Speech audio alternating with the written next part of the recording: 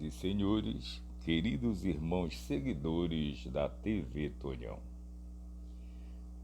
Este é mais um Momento Espírita.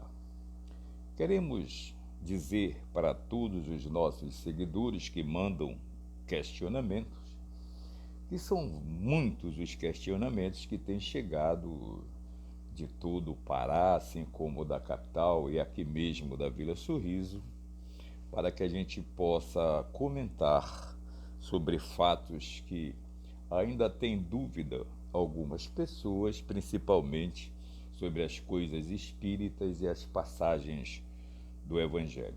Quero dizer que para que todos serem atendidos, para que todos sejam atendidos, nós procuramos diversificar e a cada oportunidade atender a pessoa de um dos municípios ou de uma das localidades que chega o questionamento. Mas a fila está toda aqui com todos os questionamentos e quando chegar ao fim da fila voltamos ao início, de modo que todos vão ser atendidos. Por isso, podem continuar mandando seus questionamentos. E hoje vamos atender ao questionamento de um irmão lá de Ponta de Pedras, no Marajó.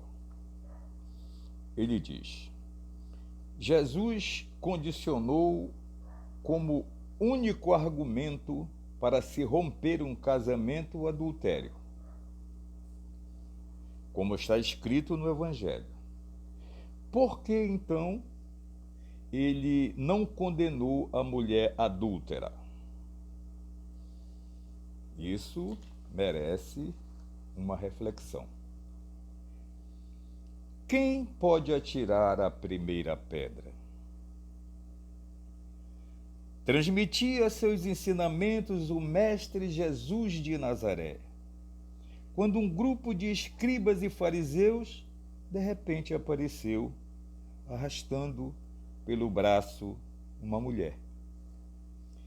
Mestre, essa mulher, a Jesus disse o mais velho, foi surpreendida como uma mulher perdida, praticando o adultério.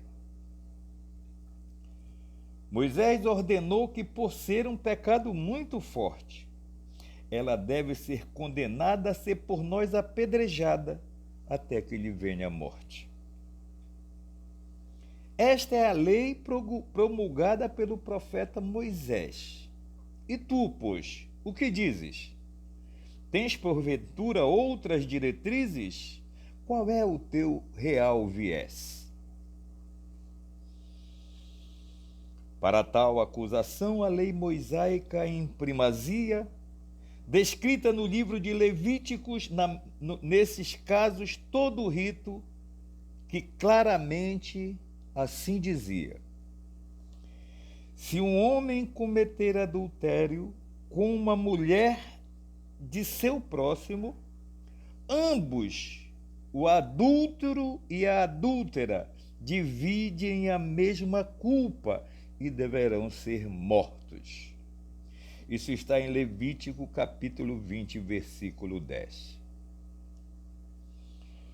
O livro de Deuteronômio também diz: se um homem for achado deitado com uma mulher casada de forma arrazoada, ambos serão massacrados. Deuteronômio capítulo 22, versículo 22. Como sabemos, a lei mosaica tinha de ser poderosa.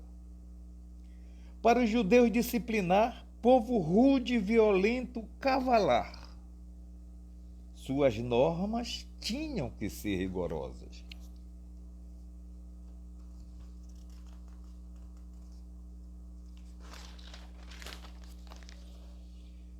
A forma, porém, aplicada era muito machista. O suplício só a mulher fazia jus, mas o adúltero nunca era conduzido. E dessa vez também não foi trazido à presença de Jesus. Mas os escribas e fariseus, nesse caso específico, estavam mal intencionados ao submeter a adúltera a Jesus Cristo. uma armadilha de alto risco eles tinham preparado. Se Jesus não condenasse, estaria contra a lei que Moisés sancionou.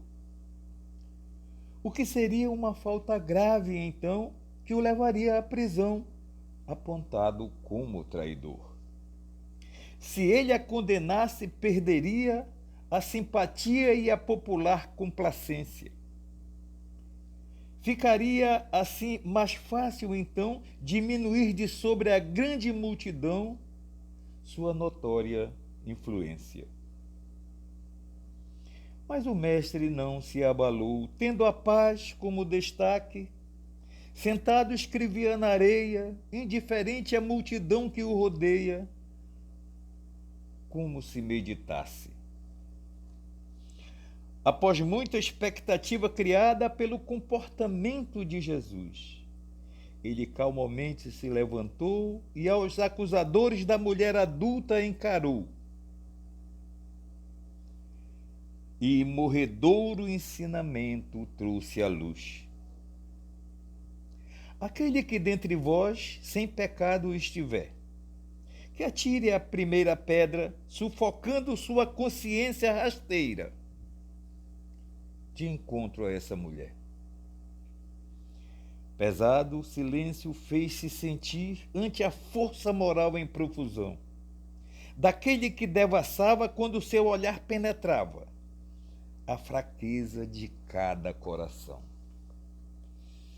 Diante disso, ninguém se sentiu à luz da razão, autorizado a iniciar e nem ao menos mais incitar aquela cruel execução. Pouco a pouco dispersou-se a pequena multidão, pelos mais velhos começando, depois os mais novos debandando, terminando a aglomeração. Em breve, Jesus estava sozinho com a adúltera chorando de emoção. Jesus, levantando-se, perguntou e sua voz ecoou, para selar de vez a questão. Mulher, onde estão eles? Ninguém também te condenou? Nem eu te condeno, vai e não peques mais. Jesus assim determinou. Uma vez mais mostrou Jesus sua lucidez magistral. Ao confundir os seus opositores da lei, pretensos defensores, com um ensinamento universal. Ninguém é suficientemente puro para habilitar-se com presteza a competência de julgar e muito menos de condenar as alheias impurezas. Nesse ensinamento cristão, Jesus usou hipócritas como termo. Seus olhos não vêem uma lasca de madeira que lhe denigre sobremaneira, mas se preocupa com um cisco nos olhos alheios. Há quem note falhas mínimas no comportamento dos outros a esmo, e não vê os mais gritantes, míseros e insignificantes defeitos em si mesmo. Quem estuda a obra de André Luiz percebe claramente que os bons espíritos jamais termos chulos usam, se utilizam ou abusam de adjetivos depreciativos.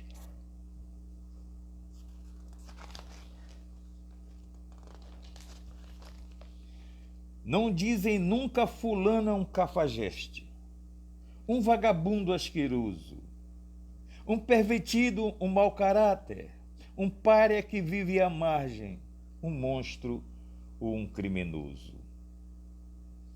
Eles veem apenas um irmão em desvio,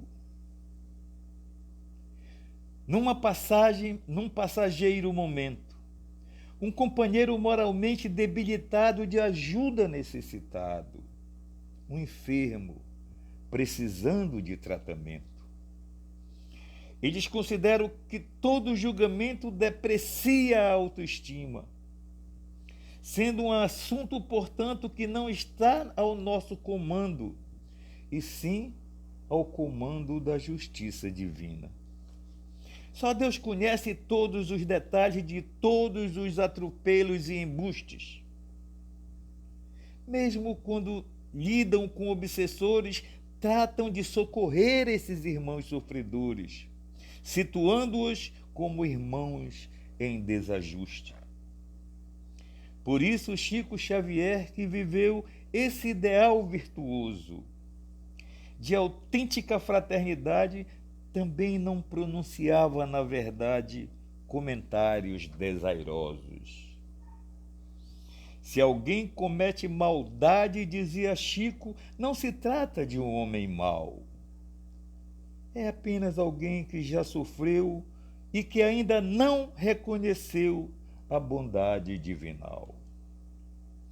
Tudo isso faz sentido, meus amigos, pois a nossa origem é santa também. Somos todos filhos de Deus e, como tal, amigos meus. Fomos criados para o bem. O mal em nós é apenas um desvio de rota, um momento de loucura, um equívoco, uma doença a ser tratada através das reencarnações da alma, com total possibilidade de cura.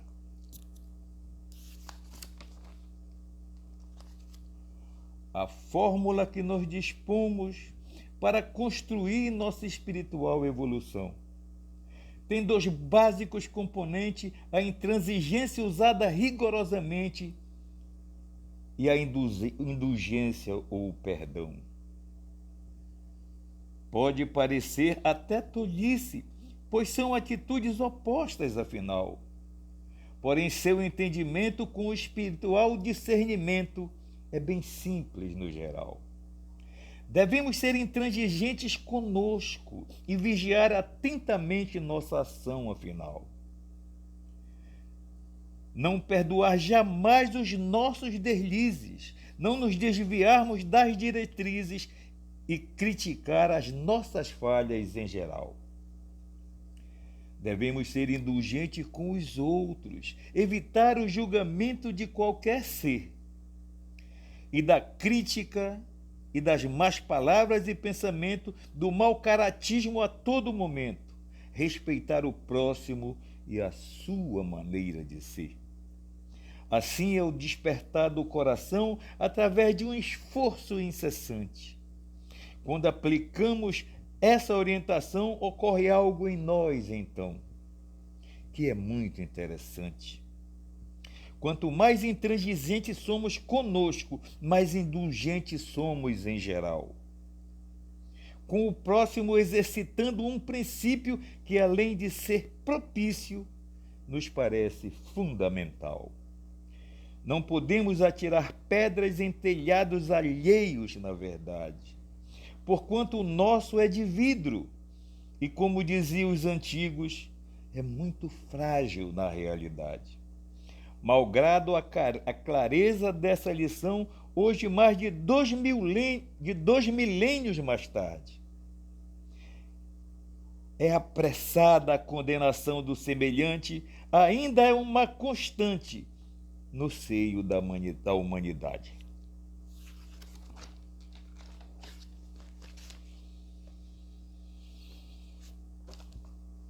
Essa era, queridos irmãos, a nossa reflexão para este domingo.